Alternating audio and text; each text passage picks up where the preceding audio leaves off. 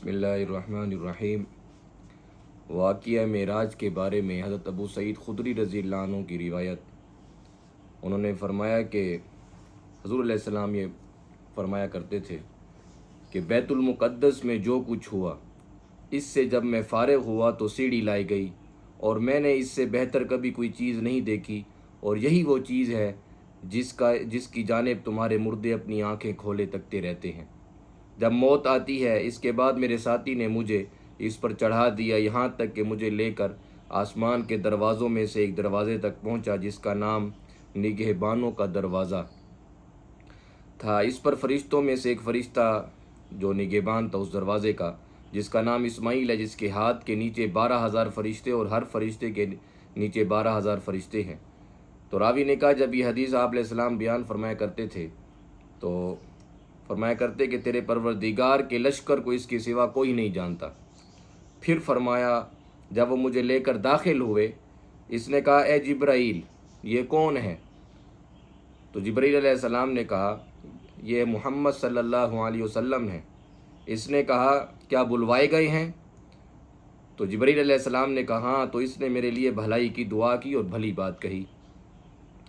इब्न Isaac ने फरमाया कि मुझसे बाज़ अहले इल्म ने इनसे सुनकर, जिन्होंने रसूलुल्लाह सल्लल्लाहु अलैहि वसल्लम से हदीस सुनी थी, बयान की कि आप अलैहिस्सलाम ने फरमाया कि जब मैं दुनियावी आसमान में दाखिल हुआ तो मुझसे फ़रिश्तों ने मुलाकात की और हर फरिश्ता मुझसे हंसते हुए और खुशी खुशी मिलता, अच्छी बात करता और अच्छी दुआ देता था।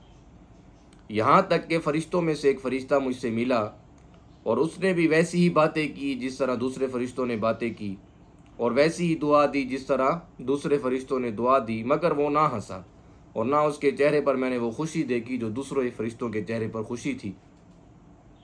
मैंने जिब्राईल से कहा, ए जिब्राईल, ये कौन सा फ़रिश्ता है जिसने मुझसे बात तो वैसी की जैसे तमाम फ़रिश्तों ने की, लेकिन ना इसने मुझसे हंसकर बात की और ना इसके चेहरे पर वैसी खुशी देखी मैंने जो दूसरों के चेहरे पर थी। तो जिब्राईल अलैहिस्सलाम ने मुझसे कहा, आपका इरशाद तो सच है, लेकिन अगर इसने आपसे पहले किसी और से हंसकर बात की होती या आपके बाद किसी और से हंसकर बात करता तो ज़रूर आपसे भी हंसकर बात करता, लेकिन हालत यह है कि वो हंसकर बात करता ही नहीं।